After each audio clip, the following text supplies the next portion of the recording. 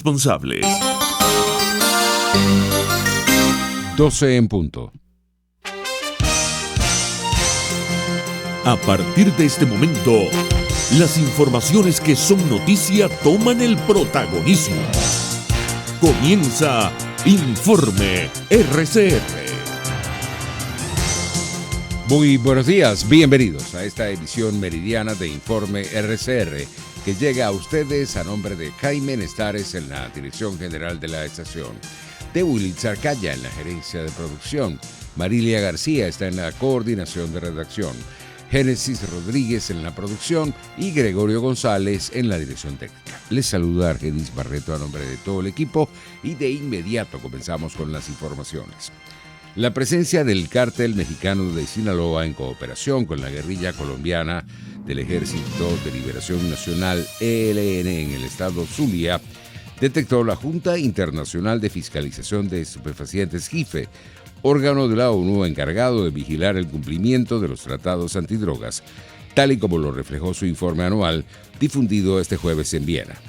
En esta región venezolana existen pistas de despegue clandestinas utilizadas para el tráfico de cocaína hacia el Caribe y Centroamérica, según la JIFE, que señala que en 2019 las autoridades venezolanas confiscaron 23 avionetas y destruyeron 36 pistas. El cártel mexicano de Sinaloa ha sido detectado en Zulia, donde se ha aprovechado de las pistas de aterrizaje para la construcción de centros de tránsito y acopio de estupefacientes con el apoyo del Ejército de Liberación Nacional de Colombia, que amplió sus actividades en la República Bolivariana de Venezuela, indica este informe. Entre tanto, el equipo defensor de Alex Saab, presunto testaferro de Nicolás Maduro, pidió a la justicia continental africana que sancione al presidente, al fiscal general y hasta 4 ministros de Cabo Verde, luego de conocerse la aprobación de su extradición a Estados Unidos. Los abogados de Saab enviaron una moción al Tribunal de Justicia de la Comunidad Económica de Estados de África Occidental, CEDEAO, de la cual Cabo Verde es miembro, para que imponga sanciones al país insular, el cual detuvo al presunto testaferro del régimen venezolano el 12 de junio de 2020, mientras su avión personal cargaba combustible. El pasado 17 de marzo, el Tribunal Supremo de Justicia de Cabo Verde autorizó la extradición del empresario barranquillero Alex Saab a Estados Unidos, país que lo requiere por delitos relacionados al lavado de activos. En otras informaciones, el secretario de la Academia Nacional de Medicina, Uníades Urbina, desconoce las razones que motivaron al régimen de Nicolás Maduro a rechazar el ingreso de la vacuna de la farmacéutica AstraZeneca contra el COVID-19 a Venezuela, después del acuerdo suscrito conjuntamente con la Asamblea Nacional Legítima, la Organización Panamericana de la Salud y sociedades científicas venezolanas. Lastimosamente fue una reacción como una reacción de un niñito, como vimos a la vicepresidenta, casi le faltó pues zapatear, y en una forma, como tú bien dices, de darle una patada a la mesa y de prolongar aún más el sufrimiento del pueblo venezolano, porque si ya se había llegado a un acuerdo que se iban a liberar unos fondos para comprar una vacuna que ya se dijo a través de la Agencia de Drogas y Medicamentos Europea que no tiene que ver los eventos que se dieron con la vacuna y los demás países la están poniendo, no entendemos cuál es la lógica, simplemente probablemente para decir, mire, la parte opositora no quiere que ustedes se vacunen, y además, lo que tú bien decías, ¿cuáles estudios? Si la vacuna aquí ni siquiera ha llegado a la etiqueta, ¿qué estudios pueden haber hecho aquí en Venezuela, que es científico, para decir que esa vacuna no es adecuada? El doctor Urbina aseguró que ya se había acordado el envío al país de hasta 10 millones de dosis de biológicos de AstraZeneca contra el coronavirus, y la decisión del régimen de Maduro retrasará la adquisición de nuevas vacunas para Venezuela en el marco del Fondo Global COVAX.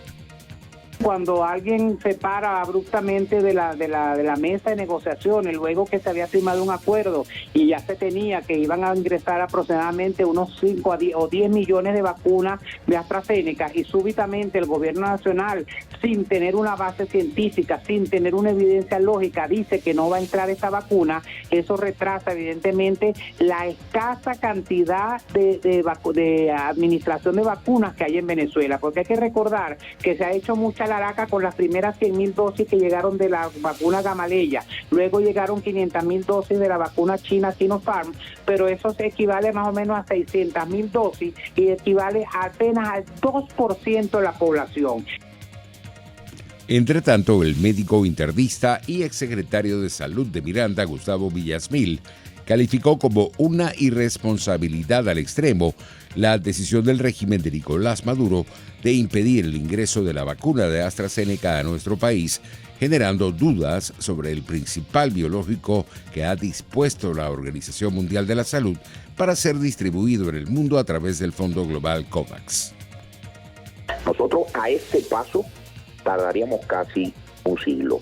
El mecanismo COVAX, que es el mecanismo dispuesto por Naciones Unidas y su sistema de organizaciones para salvar al mundo de esta tragedia que estamos viviendo, tiene en la vacuna AstraZeneca Oxford a su principal producto. De manera que es irresponsable en extremo el levantar este género de dudas sobre la seguridad de esa vacuna cuando estamos hablando de la vacuna llamada, por una serie de razones de orden técnico, logístico, económico, a ser la vacuna por excelencia para países como el nuestro.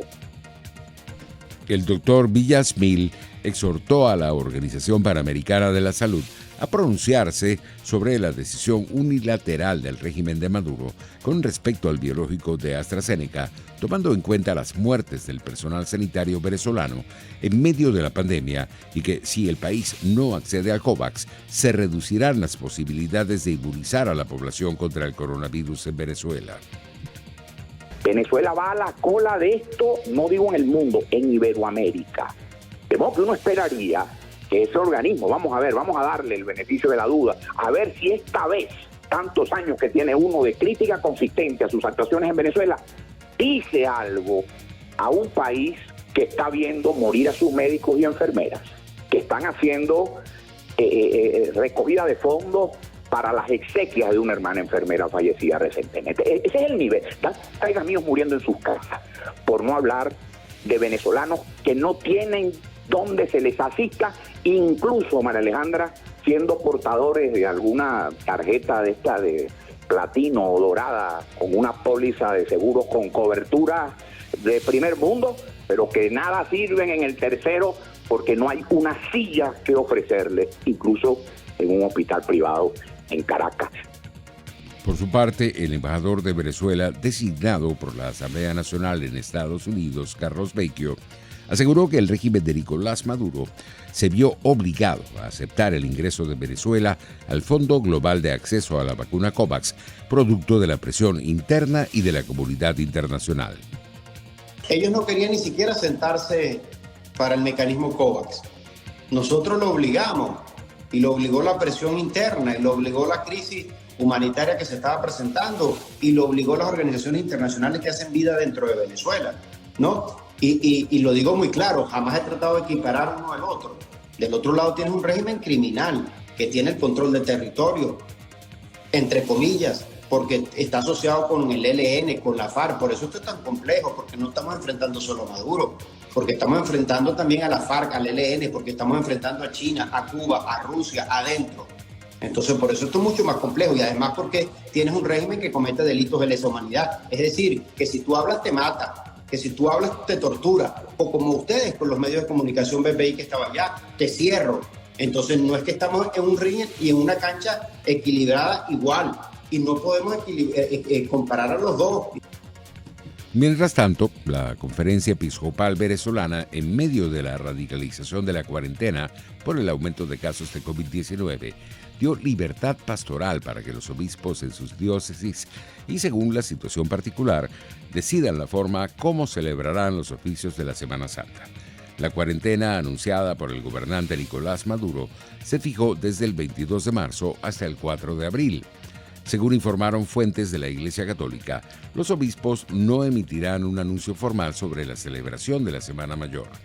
En otras informaciones, el régimen de Nicolás Maduro amplió a 10 años la vigencia del pasaporte venezolano para los ciudadanos mayores de 18 años de edad.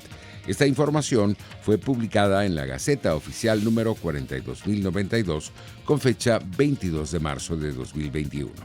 Los documentos emitidos antes del 22 de marzo de 2021 mantendrán el tiempo de vida útil anterior. El pasaporte ordinario deberá expedirse en un lapso de 30 días hábiles, contados a partir del día siguiente de la consignación de los recaudos y de la Roma del registro facial del solicitante. En internacionales, el secretario de Estado de Estados Unidos, Anthony Blinken, instó este jueves a que los países apuesten por el multilateralismo y trabajen juntos para hacer frente a desafíos globales como la pandemia del coronavirus o el cambio climático en el marco de su visita a la Unión Europea, a la que calificó de socio preferente de Norteamérica. El funcionario reveló que discutió con el bloque comunitario para coordinar esfuerzos y establecer una política común con relación a China durante la rueda de prensa conjunta con el alto representante de Asuntos Exteriores de la Unión, Josep Borrell. Hoy hemos acordado reanudar el diálogo entre Estados Unidos y la Unión Europea sobre China, porque sabemos que podemos acercarnos a Pekín con mayor eficacia cuando trabajamos juntos y coordinamos nuestros planteamientos. Estamos trabajando juntos en todas estas cuestiones y en muchas otras de nuestra agenda de seguridad nacional y política exterior.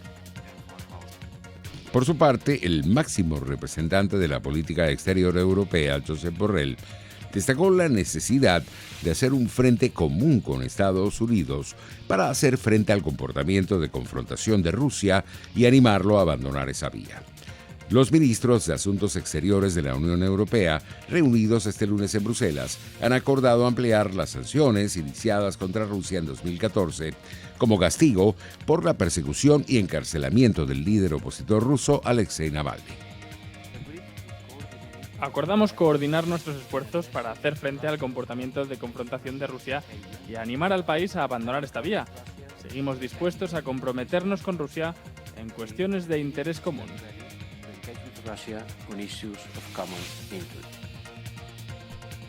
Entre tanto, la Unión Europea inició este jueves una cumbre para acelerar el proceso de vacunación contra el COVID-19 en medio de un aumento de casos de coronavirus en varios países y el conflicto con AstraZeneca por el incumplimiento del contrato firmado con el bloque comunitario. La videoconferencia de los miembros del Consejo Europeo acaba de empezar, dijo en Twitter Barend Leitz, el portavoz del presidente del Consejo Europeo, Charles Michel. Esperamos con interés nuestros debates de hoy con los líderes de la Unión Europea para acelerar el despliegue de la vacunación, forjar una nueva agenda entre el bloque y Estados Unidos, animar a Turquía a comprometerse con la Unión de forma constructiva y abordar los retos que plantea Rusia, resumió la presidenta de la Comisión Europea, Ursula von der Leyen, en un tuit. Y en materia económica, los cambios en la política actual de la Reserva Federal de Estados Unidos se producirán gradualmente y con gran transparencia y solo después de que la economía se haya recuperado por completo, dijo el jueves su presidente Jerome Powell.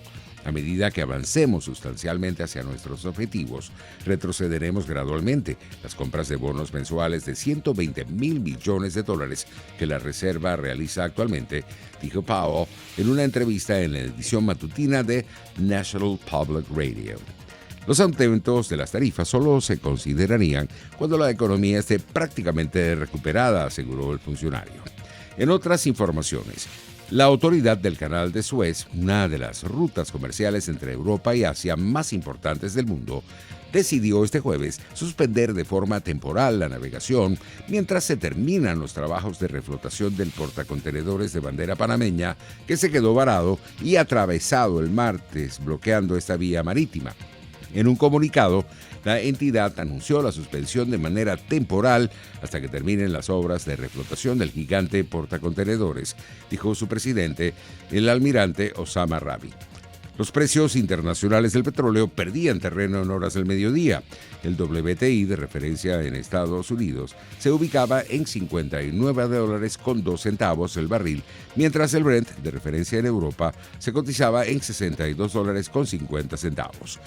Y en los deportes, la antorcha de los Juegos Olímpicos de Tokio 2020 comenzó este miércoles un relevo burbuja que arrancó en la prefectura de Fukushima y recorrió en su primer día algunas de las zonas más afectadas por el desastre natural y nuclear de 2011. Tras una ceremonia en la que miembros de la Selección Nacional de Fútbol Femenina, Nadeshiko, que ganaron el Mundial de ese aciago año, prendieron por primera vez la antorcha con la llama que se preservaba desde hacía más de un año en un candil llegado de Grecia, la antorcha inició un singular relevo dividido en varios tramos.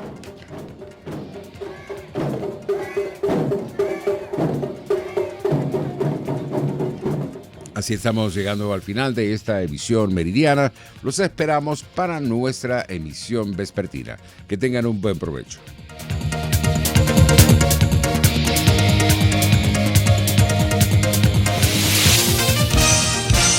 Hasta aquí este compacto noticioso.